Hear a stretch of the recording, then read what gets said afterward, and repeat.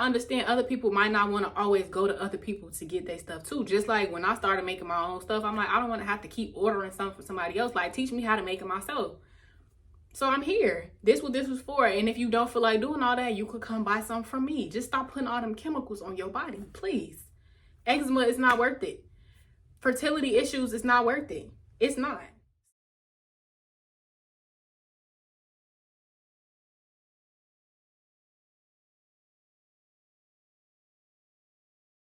Hey YouTube. It's been a minute since I made an actual video, but here I am and I'm giving y'all some gems again.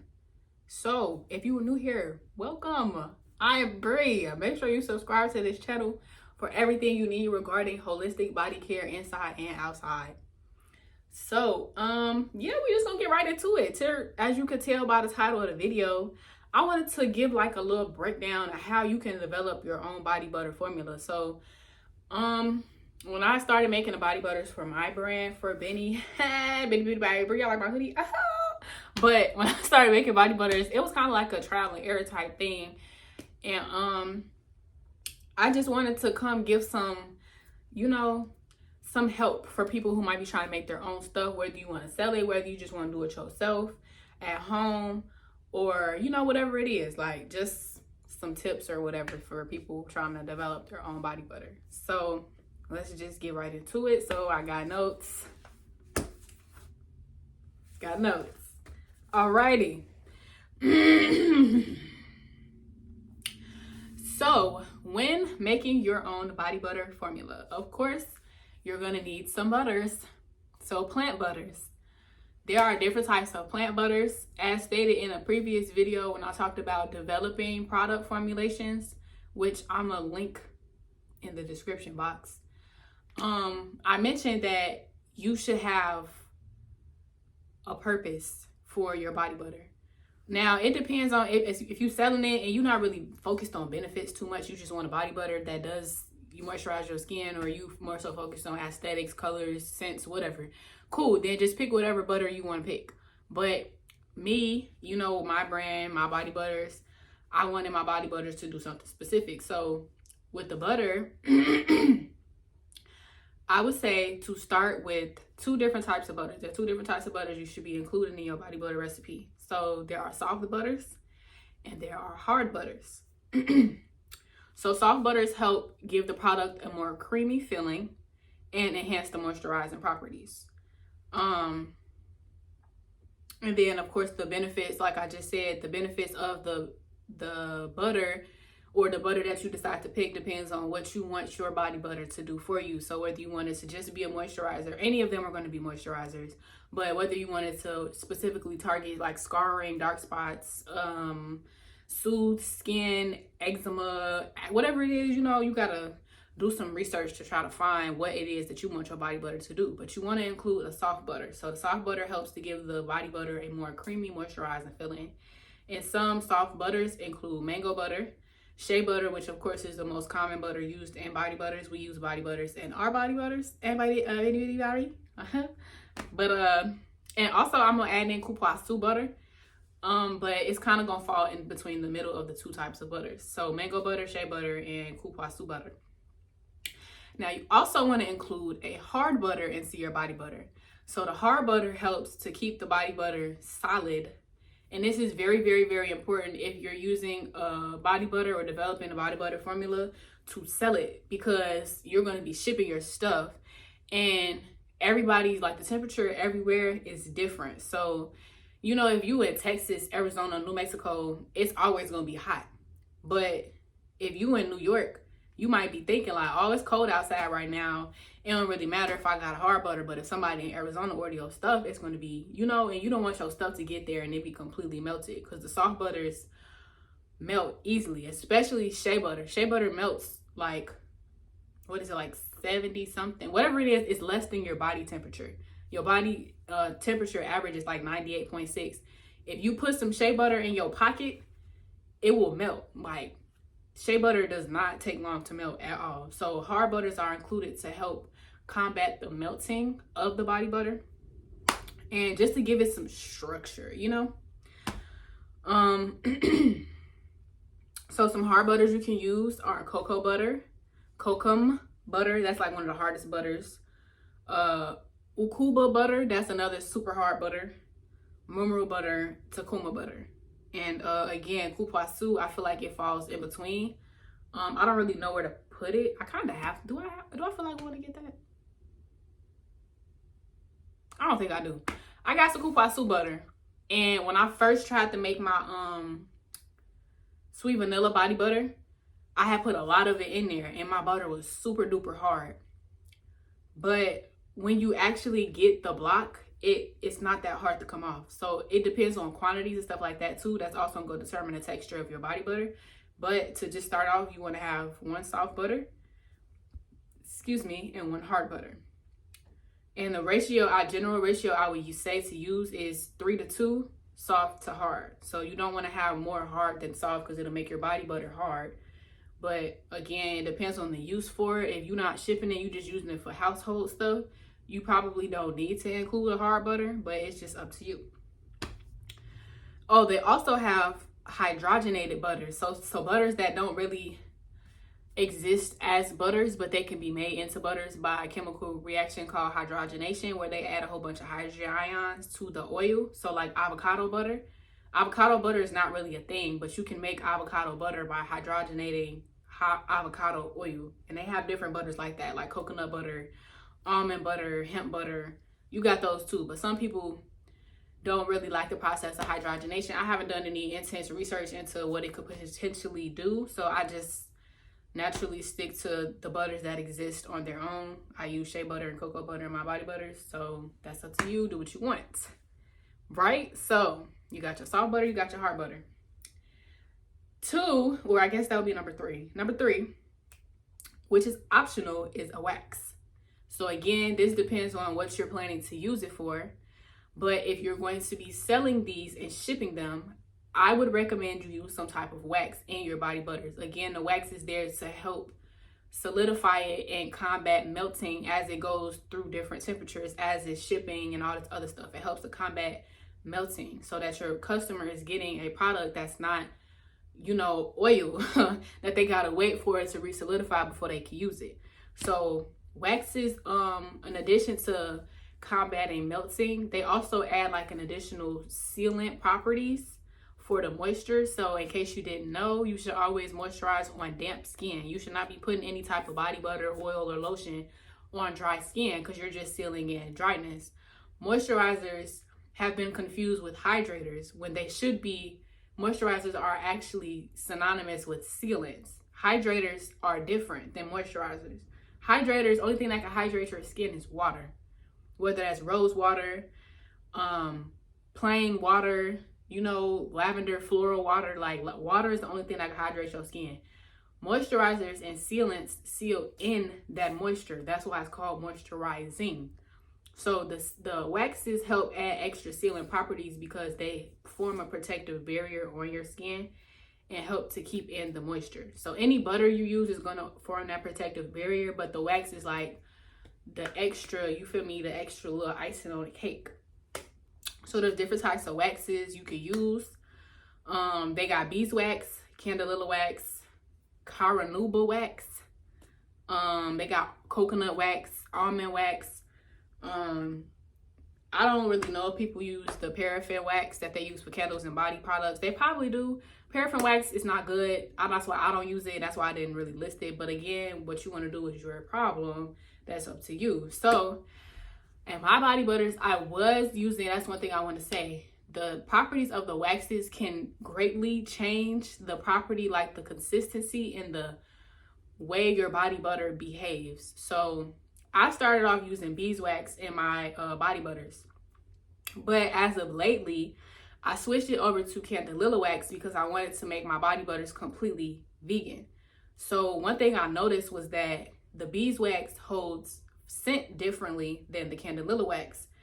And it also kind of slightly changed the texture. Not really, it's not noticeable for real, but me being the person that made it, I can tell the difference. But other people that bought the body butters from me that was buying it before I made the switch, they haven't said anything to me about it feeling different. So it's like barely, I notice it, but it's not that great of a difference. But as far as scent, Beeswax, like, beeswax is thicker. So candelilla wax is a vegetable-based wax, whereas beeswax comes from beehives. So it's like, it's heavier, it's thicker, it holds the scent. Like, I noticed when I put on the body butter with the beeswax, you could smell the scent the whole time I'm putting it on, and you know, all throughout the day. I noticed with the candelilla wax that when you put it on, you could smell it, but it's like, it's faint. And as it sets in, as it starts setting into your skin, as your skin starts drying, because again, you should moisturize while you're damp, I noticed that the scent gets stronger over time.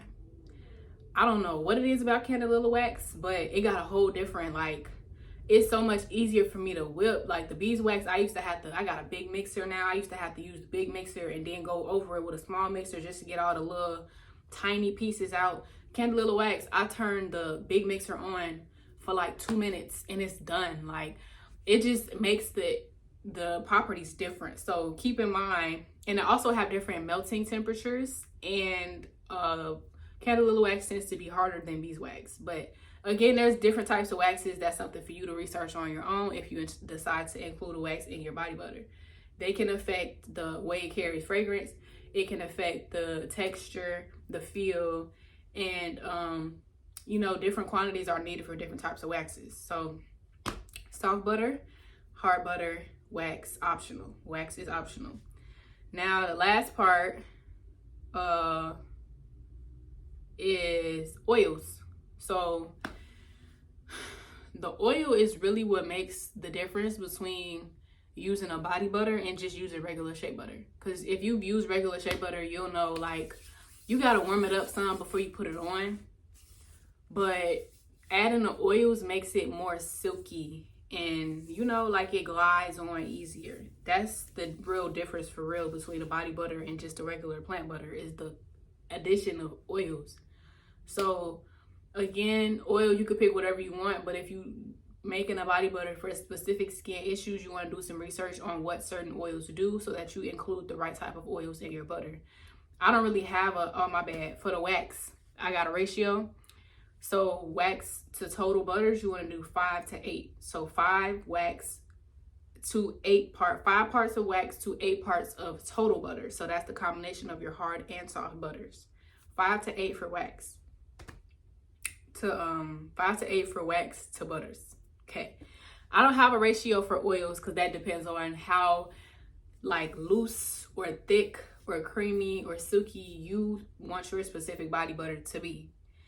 So that's up to you to decide. But some oils, of course, your list of oils is endless. Like, you have so many different oils to choose from: almond oil, avocado oil, coconut oil, grapeseed oil, hemp seed oil, argan oil, apricot oil, papaya oil, mango kernel oil. You got so many options. So many options.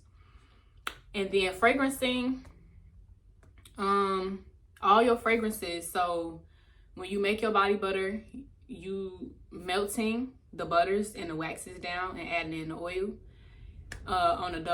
using a double boiler method. When you adding in your fragrance, whether you're using artificially fragrance oils or essential oils, I use essential oils in my body butters with BENE Beauty by Brie.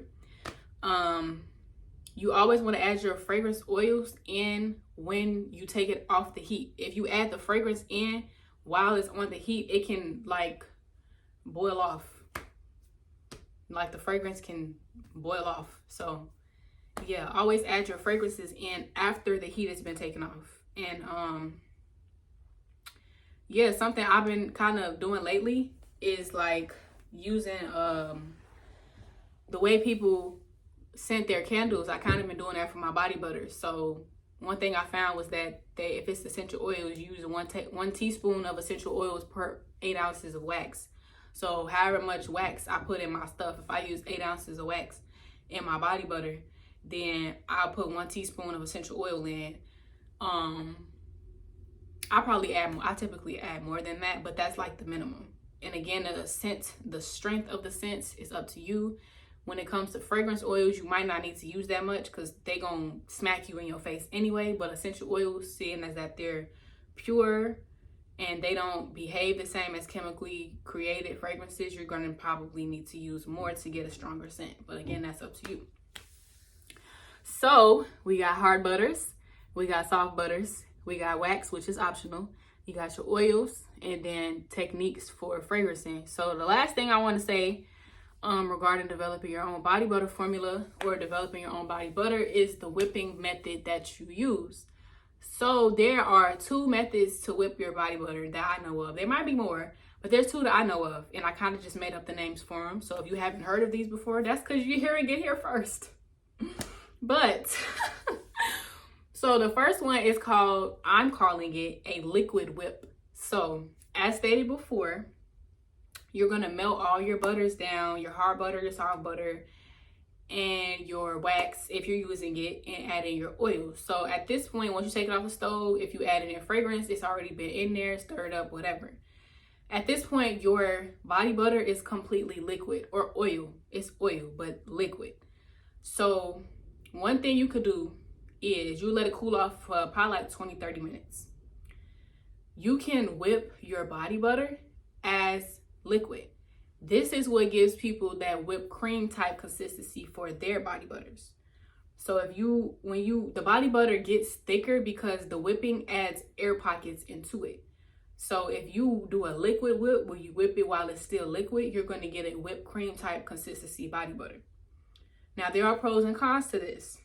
One of the pros is it's very, very easy to apply because it's like whipped cream, like super, super easy to apply. It's lightweight. Some people, I've noticed my customers, I did a little like survey or whatever last year asking what do people moisturize with in the summer, and a lot of people feel like body butters are too heavy in the summer. I disagree, but everybody got their own preferences, but that's something to keep in mind. The liquid whip is going to be super lightweight because it's like cream.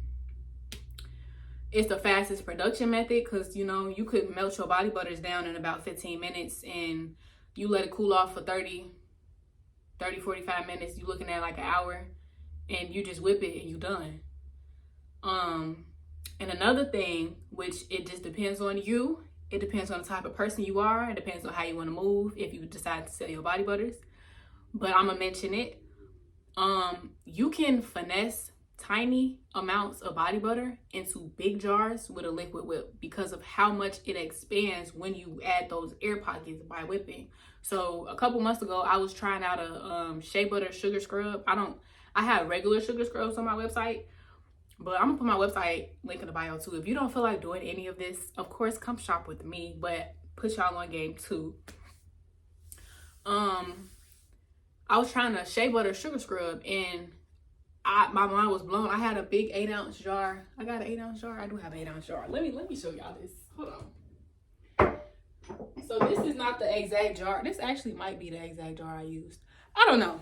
But either way, I had an 8-ounce jar, right? I had 2 tablespoons. There go a tablespoon. I had melted 2 of these of shea butter and added in probably 1 or 2 tablespoons of oil. So 2 parts of shea butter to 1 or 2 oil, and whipped it, and it filled this whole jar.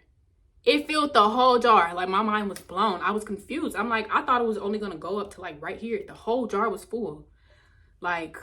So if that's how you wanna save money or whatever, you could get a little, you can make a little into a lot. But cons, if you're actually shipping and selling your body butters, you use liquid whips, that melting thing, if it melts, the volume is gonna show. So if you only put 2 tablespoons of oil or butter in this one thing, when it melt, you shipped it out, it's gonna be full up here, but if the customer gonna get it, it's gonna be down here. Now you're gonna have to deal with customer service issues, babe. But it just depends on you, what you're doing it for, what you're using it for, and what type of, that's up to you, but that's worth mentioning. And yeah, and when it re-solidifies, it tends to be stupid hard. So that's something to keep in mind when it comes to pros and cons of liquid whips. And the other type of whipping is a solid whip. I do solid whips. So a solid whip is when, after you take it off the stove, you let your oils and butters completely solidify. So I come back the next day and whip. So you let it completely re-solidify and then you whip it. So this will create a body butter with the actual butter type of consistency versus a whipped cream type consistency. So of course it has its pros and cons. So one of the pros is it better combats melting. So if I was to ship out, and that's because depending on how you view it, it's a pro or a con, you actually gonna have to use the right amount of butter to fill up your jar. So if I fill this up with a solid whipped body butter, if it melts, the most you'll lose is probably like, it'd be like right there. That's it. Versus it being all the way down here with a liquid whip because of how much, you know, you're putting in way less air bubbles with a solid whip than you are with a liquid whip. And if it melts, like the consistency, it's gonna change depending on the type of wax you use. It's gonna change, but it's not gonna be like a big difference like it would be for a liquid whip. Like you're going from whipped cream to cocoa butter versus butter to like shea butter. Like it's not gonna be that much of a difference as far as consistency if it melts and re-solidifies depending on the wax you use. So yeah, that's a pro. It's a good for combating melting. You won't lose as much volume and the consistency won't change as much if it melts and re-solidifies. But one of the cons, it'll take more time to make it since you have to essentially wait at least 24 hours for the oils and butters to completely solidify. And again, depending on how you view it, you have to use more to fill up the same amount that you could use less for with a liquid whip. Just depends on you. And yeah, so that's it. Like, it's not that hard for real. Of course, if you want to come shop, because this is a lot. It's going to be trial and error for everybody, everything, especially if you're trying to sell it. If it's just for you, that's different. But I understand, like, you know, especially if you follow us on social media, aside from YouTube, you'll see, like, we really, like, just trying to put y'all on. And I understand being somebody who's learning to be self-sustainable. I understand other people might not want to always go to other people to get their stuff too. Just like when I started making my own stuff, I'm like, I don't want to have to keep ordering something from somebody else. Like, teach me how to make it myself. So I'm here. This what this was for. And if you don't feel like doing all that, you could come buy something from me. Just stop putting all them chemicals on your body, please. Eczema is not worth it. Fertility issues is not worth it. It's not. So if y'all need organic, holistic body care products inside and outside, make sure you come shop with BENE Beauty by Bree. I'm going to put the link in the description box to this website. I'm going to put a little coupon code for you to get 10% off your order. And yeah, that's it. So yeah, soft butter, hard butter, excuse me, wax optional, oils.